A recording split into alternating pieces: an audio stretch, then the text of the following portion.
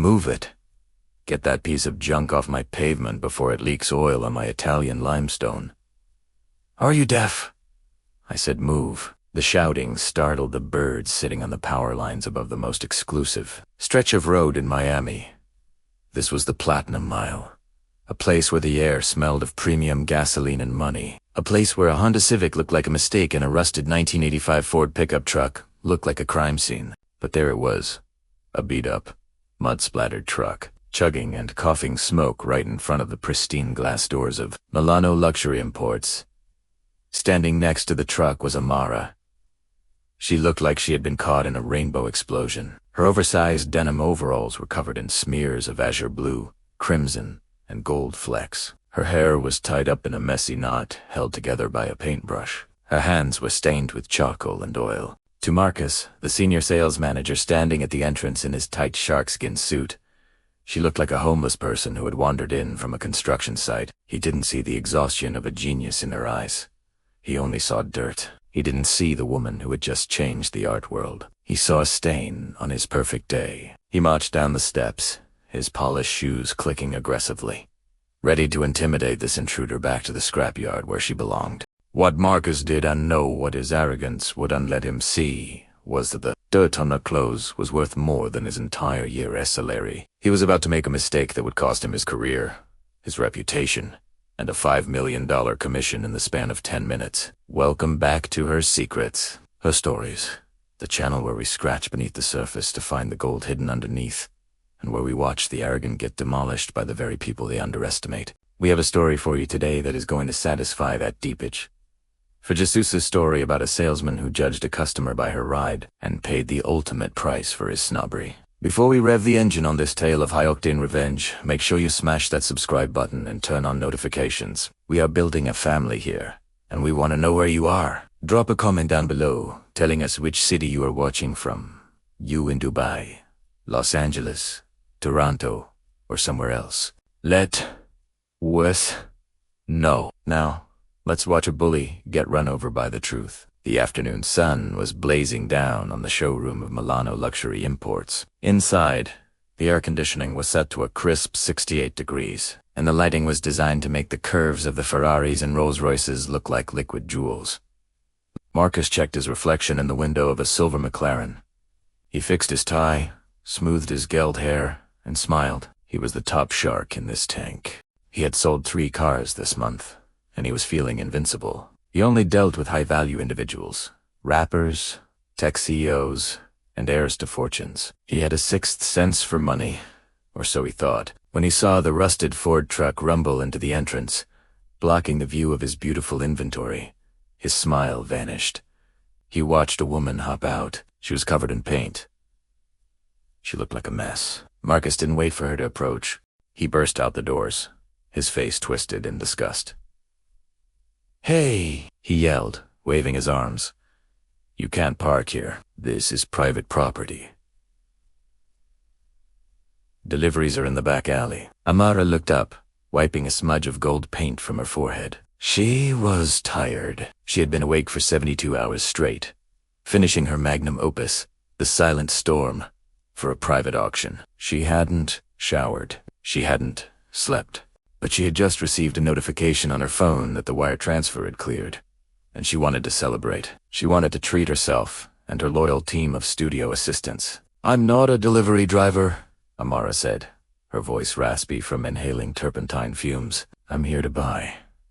Marcus let out a laugh that sounded like a bark. He looked at her dirty overalls, her stained hands, and the ancient truck that was leaking a small puddle of water onto the driveway. "Buy what?"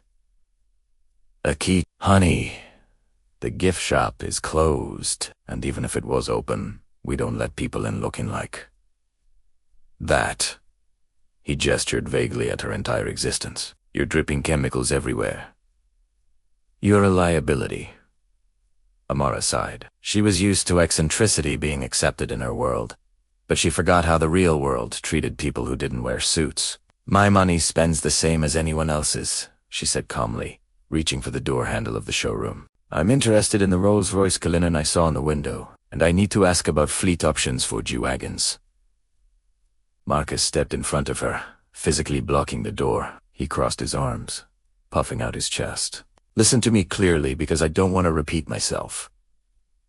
You are not coming in. I don't care if you have a winning lottery ticket in your pocket. We have standards. This is a sanctuary of luxury. We have clients in there right now, people who own islands. If I let a painter decorator who smells like turpentine walk in, they will walk out. You are bad for business. I'm asking you nicely, Amara said, her eyes narrowing. Move out of my way. I am a serious buyer, and I'm serious security, Marcus sneered. Look at your truck. The bumper is held on with duct tape. You expect me to believe you can afford a $500,000 car. You're probably here to take selfies for TikTok and waste my time. Get lost before I call the cops and have you arrested for trespassing and loitering. Amara looked at him. She looked at the sneer on his face, the way he looked at her pain-stained hands, as if they were diseased. You're making a mistake, she said quietly. A very expensive mistake. The only mistake I see is that heap of scrap metal on my driveway. Marcus shot back. I'm giving you 10 seconds to reverse out of here, or I'm calling the tow truck. 1, 2. He started counting, mocking her like a child. Inside the showroom, other salesmen were watching through the glass, laughing. They were pointing at the dirty truck, making jokes. Amara felt a heat rising in her chest that had nothing to do with the Miami sun. It was the heat of humiliation, but also the heat of power. She reached into her pocket and pulled out her phone. She wasn't calling the police. She was checking her bank balance one last time.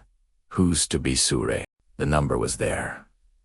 A long string of zeros. 3, 4. Marcus continued counting. Are you deaf? I said go. Amara put her phone away. Fine, she said. I'll go, but you're going to regret not opening this door. I'll regret it if I have to clean your footprints off my carpet. Marcus laughed. Go back to the circus. Clown Amara turned around and walked back to her truck. She grabbed the handle of the rusted door, but before she could pull it open, the glass doors of the showroom flew open behind Marcus. A voice boomed out, a voice that cracked with authority and panic. Wait. Stop. Don't let her leave. Marcus spun around. It was Mr. Giovanni, the owner of the dealership. Giovanni was an Italian legend in the car world, a man who could spot a fake Ferrari from a mile away. But right now, he wasn't looking at cars. He was looking at Amara. He was actually running down the steps, his face pale. Mr. Giovanni? Marcus asked, confused. Don't worry, sir. I am handling Italiano. This vagrant was trying to harass the customers. I was just kicking her off the lot. Giovanni didn't even look at Marcus. He shoved him aside with a force that sent Marcus stumbling into a potted palm tree. Giovanni ran up to Amara, who was standing by her truck, looking unimpressed. Miss Vance, Giovanni gasped, trying to catch his breath. Amara Vance. My God. Is it really you? The silence that descended on the lot was heavy enough to crush a car. Marcus pulled himself out of the palm tree, brushing dirt off his suit. Sir, Marcus stammered.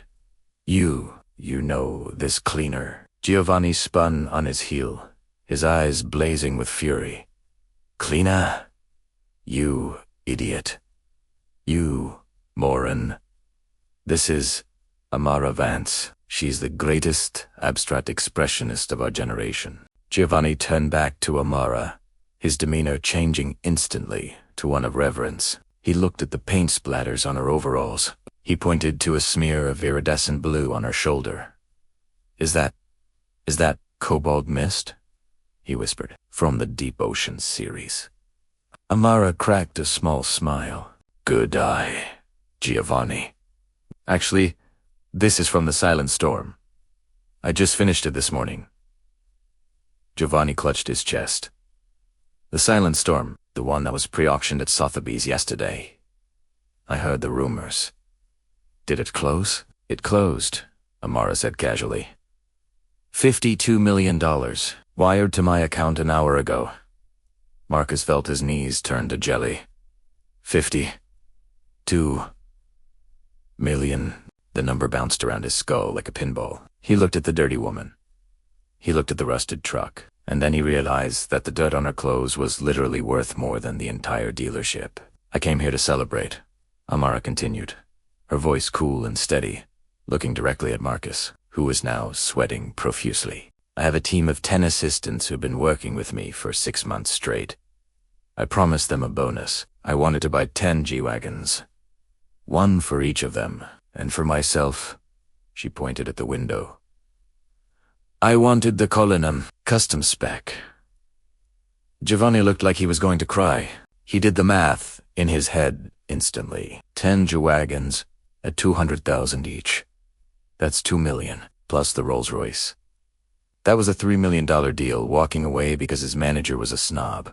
Ms. Vance, Giovanni pleaded, wringing his hands. Please. Come inside. Champagne. Espresso. Anything you want. We can clear the showroom. I will handle you personally.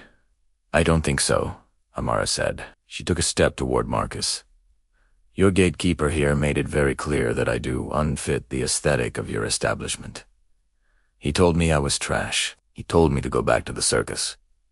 Marcus stepped forward, his hand shaking. Maham, Ms. Vance, I didn't know. You have to understand, we get a lot of riffraff. And with the truck and the paint, I was just trying to protect the inventory. It was a misunderstanding. I can give you a discount. Friends and family rate. Protect the inventory. Amara laughed dryly. The only thing you were protecting was your own fragile ego.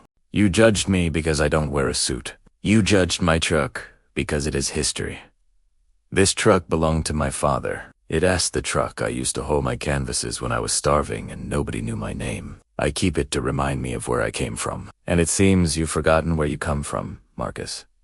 She turned to Giovanni. I can't do business here, Giovanni. I can't give my money to a place that employs people like him. It's a matter of principle. Giovanni's face turned a shade of purple that matched the vintage Lamborghini in the window. He turned to Marcus. You, Giovanni whispered, his voice trembling with rage. You cost me a $3 million sale. You insulted a national treasure. You are done. Mr. Giovanni, please, Marcus begged. I've been your top seller for 3 years. You are fired. Giovanni screamed his voice, echoing down the street. Get out. Give me your keys. Give me your badge. Get off my lot before I throw you off myself. Marcus stood there, stripped of his power, stripped of his arrogance, watching his career incinerate in seconds. He handed over his keys, his hands trembling. Now, Giovanni said to Amara, Ms. Vance, surely we can work something out. He is gone. The cancer is removed. It's too late, Amara said. She pointed a paint-stained finger across the street. Directly opposite Milano Luxury Imports was a competitor, Prestige. British Motors. They have a Bentley Bentayga in the window, Amara said, and I bet their sales team knows how to open a door. Amara climbed back into her rusted Ford truck. The engine roared to life with a cloud of black smoke that made Marcus cough. She put it in gear and drove exactly 50 yards across the street. Giovanni and Marcus stood side by side on the sidewalk, one furious, one devastated watching the scene unfold. They saw the sales team at Prestige British Motors run out to greet the truck. They saw them open the door for Amara. They didn't care about the paint. They didn't care about the mud. They shook her hand. They brought her water. Through the giant glass windows of the rival dealership, Marcus watched as Amara pointed to the cars. 1, 2, 3.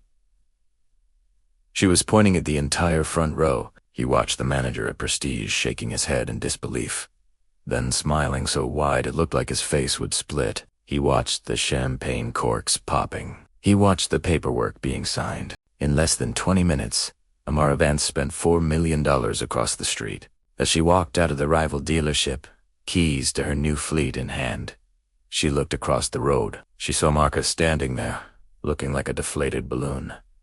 She didn't wave. She didn't smile. She just got into her new Bentley, revved the engine, and drove away, leaving Marcus with nothing but a cheap suit and a story about how he lost the biggest commission of his life because he could unsee past a little bit of dirt. And that ladies and gentlemen, is the art of revenge. Marcus thought he was the gatekeeper of luxury, but he ended up locking himself out of the biggest payday of his life. It just goes to show, never judge someone by their vehicle or their clothes. The richest people in the room are often the ones who don't need to dress up to prove it. Amara events taught him a lesson that no MBA program could ever teach. Respect is the only currency that matters. What would you have done if you were Amara? Would you have given Giovanni a second chance after he fired Marcus? Or was she right to take her money elsewhere? I think she made the perfect move. Let us know your thoughts in the comments below. If this story painted a smile on your face, please hit that like button. It really helps the channel grow. And don't forget to subscribe to her secrets, her stories for more tales of karma, serving justice on a silver platter. Thanks for watching. And remember, stay humble, because you never know who is parking a rusted truck in your driveway. See you in the next story.